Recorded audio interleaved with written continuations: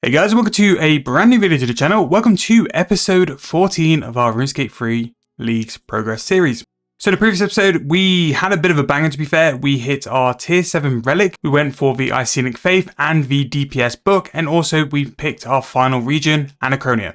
So in this video, what we're going to be doing is a little bit more PVM. So we're going to go and visit Kerapac as well as Risial as well, the first Necromancer, as well as catching up on a couple of other things, maybe changing our AFK plan going forward, and just throwing in a sprinkling of spamming some big leagues points.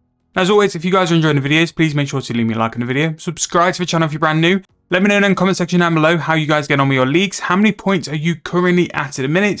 What trophy rank and what are you currently doing as well? Thank you as always for all the support, watching the videos, enjoying the videos, and all the comments as well. It helps me to be seen by more and more people.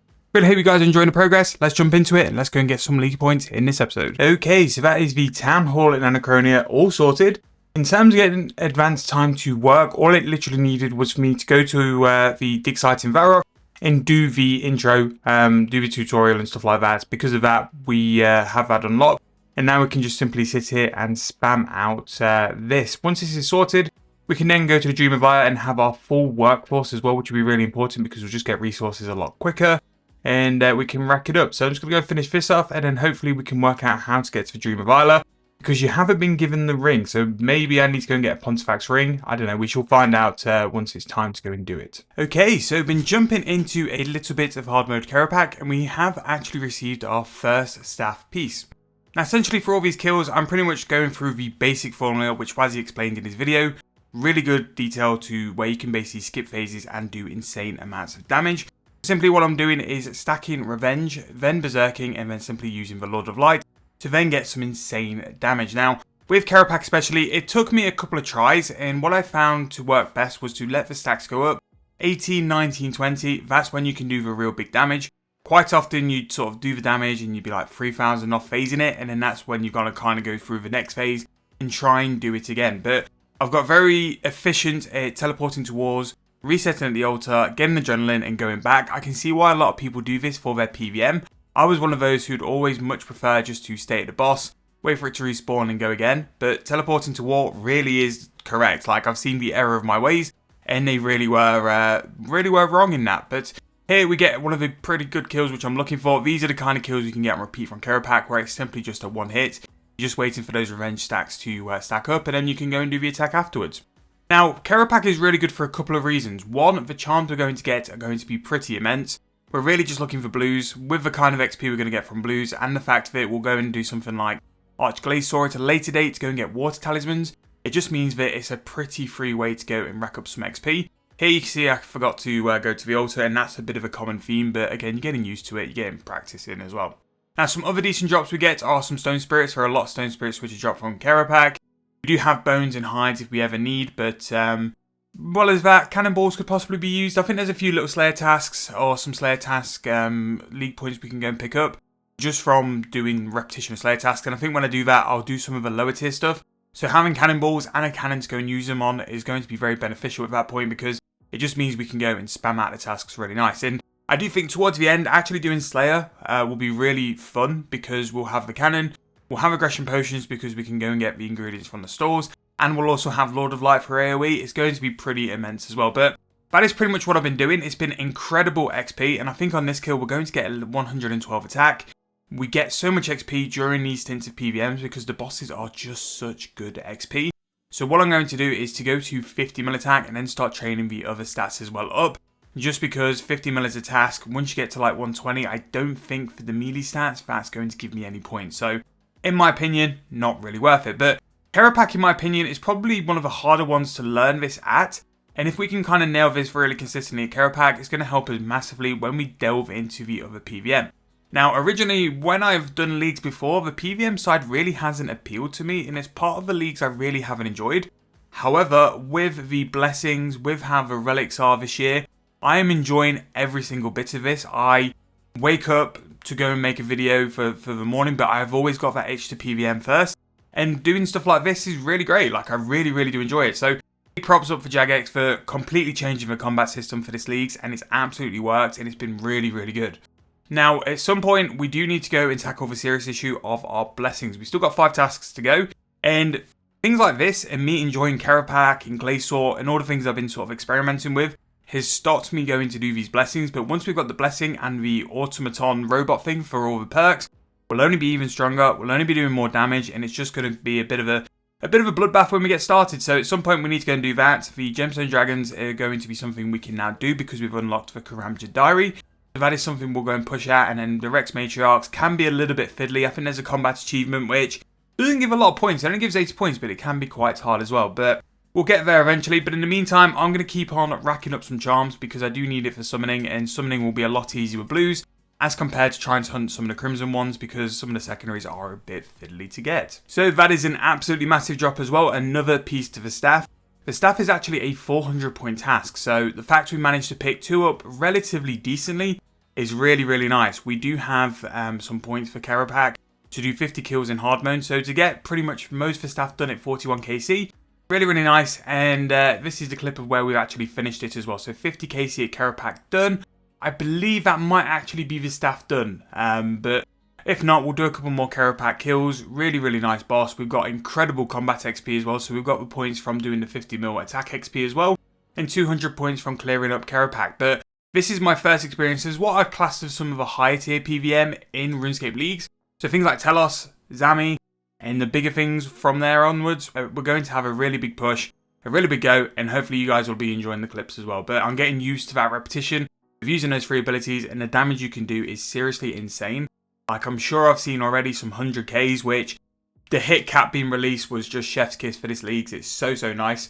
But let's go and see what's next and what we're going to do for combat. Okay, so a little bit of an apology needs to be made first because you're going to look at my info and think, where did you get all of that? Essentially, I did a little bit of a stint at Risial because I was really interested to see with the current setup what the XP was going to be like.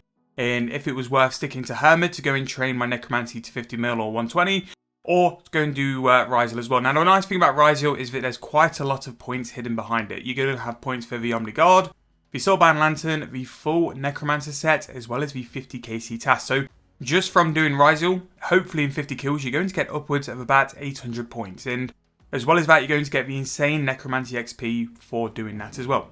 Now, currently, I've already wielded the Omni Guard because I think to have that while doing the kills is going to be beneficial.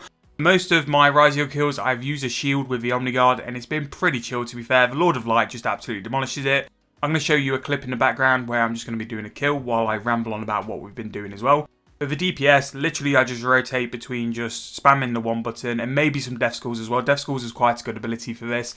Also using the Living Death, the version of Berserk for Necromancy, is also quite nice as well. Just means you're going to get a bit of extra damage on top of it as well. But currently in the info, I have 2 Soulbound Lanterns. I have 2 Omni Guards plus the 1 I'm wielding, so 3 Omni Guards. And all of the first Necromancer pieces apart from the hand wraps. So the hand wraps is something we're still waiting for, but hopefully we can get it before the 50 KC and the points for that as well. Now, it might not shock you that the XP you get from Risial is absolutely crazy. So we have leveled up our Necromancy so nice. I will be doing Hermit for the rest of my Necromancy XP though, just because it's way more AFK, I don't have to pay attention. And I think the XP is better just because he doesn't phase. Because you kill him so quick, he doesn't summon his minions and you can just go through any animation. Literally, he spawns, you kill him, he dies. However, we have finished 50 Risial kills, 200 points there, and we are starting to get exceptionally close to that Adamant trophy. Like, ever since we've unlocked Anachronia, even though we've not delved too much into the Anachronia content, our points have just started to blow up. Like, we're picking up tasks so easily now, we're getting points so consistently. It's just really nice. Because we've actually hit the 50 point task, I was debating quitting and then going on to something else, but Risial, the points involved, I just needed to do it. We did have to go up to about 80 KC, but we did actually pick up the hand wraps. I do think for its combat achievements, there's a 100 KC task to do anyway, so it ain't really that bad. We kind of work towards that a little bit as well. And the thing is while hunting for the hand wraps, we're going to be getting Necromancy XP as well, which is really, really nice. So really big there. We're going to wield all the stuff here and then spam out some points. The Fractured Staff of Armadyl is done. That's in the bank as well. I'm pretty sure I got the first piece before the previous clip, so that was already sorted anyway. But I'm going to save that 400 point task for when I get to the next rank. Once we're rune ranked, to get a bit of a big chunk in, I'm saving a couple of 400 point tasks just to go and eat at that point deficit, because it'll be a lot of points until we finally get the dragon rank. However, now it's time for us to go and have a little bit of point spam. The Risial kill count which it took for us to go and get the hand wraps, was a little bit tedious. But the nice thing is as well, we got a lot of weapons, which I think we're going to use for Invention. But 83 KC for the full Necromancy set, as well as 5 weapons, really isn't that bad. Like, the XP we'll get from disassembling a tier 95 weapon is going to be insane. So that's pretty much how I'm intending to train Invention once we finally go to unlock it. It's simply going to farm Hermod with the Risial weapons and basically go and harvest them afterwards. I think eventually we'll go and farm Kerapac King a little bit, get some Drygores, use those as well. But 200 points for equipping a Soulbound Lantern, 200 points for equipping a set of the full Necromancer robes. We got the 200 points for the 50 KC, and then as I mentioned earlier on, we also wielded the Omni Guard to go and get 200 points from it as well. Now, very similar to Kerapac, Risial was insane for supplies. It was actually insane for the Stone Spirits. Some of the Stone Spirits I got was Necrite, Dark Amica, Light Amica as well. And one of the tasks to actually do a little bit later on actually is to catch a Draconic Jidinku. And the really important thing about a Draconic Jidinku is that it's for a Juju mining potion. Because I have such an ample supply of Stone Spirits, for us to have a Juju mining potion essentially means we'll have fully AFK mining, which is not something we've not had for a while, because when we mine, because we've got Survivalists, we have to continuously go and reset our stamina. But if we can have full stamina mining, for the rest of our leagues, we can go and get 110, 200 mil, 120, whatever level mining is, I can't remember. Task incredibly easy, and also go and start getting supplies for Masterwork. I wasn't going to do Masterwork because the amount of time involved in going to get all the materials would have been a bit tedious. Even with double resources, even with Stone Spirits, it would have been a lot to it. However, with the fact I've got the mining to be AFK because I can't have to pay attention, because we've got the Jujus and also the Stone Spirits, is absolutely massive, and is more of a reason for me to go and target something like that, because it can be something I can do either in my downtime or AFK time as well. It's really going to be quite nice to be able to do it as well. But in terms of points, we are now 24,470 points left. Now to get to 25k and to go and get to the Rune rank, I do have some really easy ones I've been kind of holding off and saving for a while. These fletching tasks, fletching a U short bow, U stalks, rune arrows, magic stalks, elder arrow shafts, elder short bows, they're incredibly quick tasks and they're going to get me like 800 points, so it will get us across the mark. Now this might be something we do in the AFK time, but it's those kind of tasks I'm trying to keep hold of in case I just want to make a massive push for a trophy, or I just want to sort of save them for an easy day where we can go and get lots of points very, very quickly. Also as well, once we get the fire making level to go and do the Anachronia fire making, going to do that elder god arrows as well will be really easy to get to. But in terms of that is pretty much where we're going to be for now, and pretty much go and try a bit more PVM. Now in terms of the next video, we're going to go and try something different, but essentially Kerapac is completed. Risial's completed, although there's still a task to go and do combat achievements which needs a couple more KC, and for us to go and do something in the final phase as well, so really happy with that. And in terms of the tasks which we've got left, I'm still really confident that I've got enough points left to go and push for the Dragon Trophy. For the first time ever, I feel so confident and enjoying leagues to go and push for the Dragon Trophy. Now Blessings really is the last big hurdle for us to go and attempt. As you can see here, Anachronia has 4 really I could go after quite comfortably. And we also have as well the 10 Gemstone Dragons, which should be what we go and push for those 5 blessings. In the meantime, a bit of a change to my AFK, I've started to do a bit of archaeology. Now the thinking behind this is that if I go and do some really simple, easy sets, I can go and trade these Chronotes and then use the Chronotes to then go and do advanced time on the archaeology research team. That's essentially how I'm planning to train my archaeology, is just by sending the research team out with the advanced time spell. Now originally I went to Center Steam for this because I thought, well, I'll go and do the level 60 set, it'll be really easy.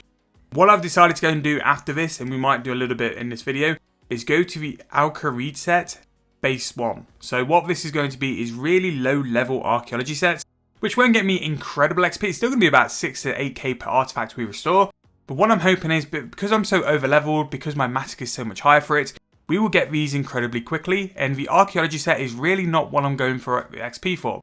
It's for Chronotes. So if I can get more Chronotes quicker by going for a lower tier set, which I can go and get the artifacts incredibly quickly for, I can then spend those Chronotes even quicker.